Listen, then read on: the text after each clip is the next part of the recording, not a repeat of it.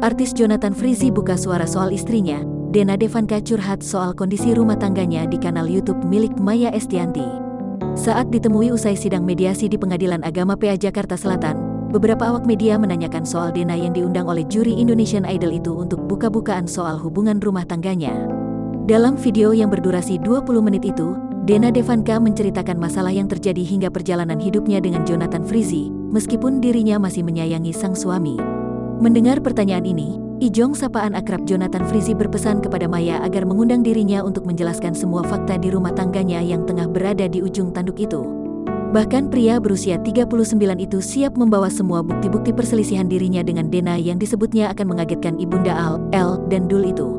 "Ya nanti Bunda Maya panggil aku aja," tutur Jonathan Frizzy usai jalani mediasi di Pengadilan Agama Jakarta Selatan, Kamis tanggal 23 September tahun 2021. "Entar aku kasih bukti-bukti Bunda Maya bisa langsung kaget kayaknya deh," sambungnya. Seperti diberitakan sebelumnya, aktor Jonathan Frizzy menyebut rumah tangganya dengan sang istri, Dena Devanka kini tidak bisa dipertahankan lagi.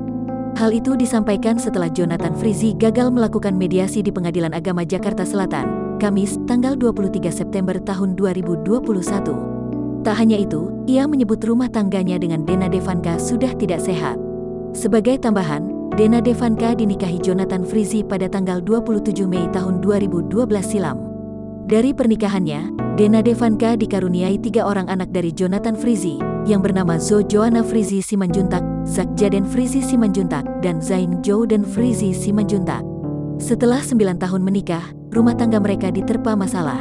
Dari keduanya saling gugat hingga Dena Devanka mengajukan gugatan cerai terhadap Jonathan Frizzy ke PA Jakarta Selatan.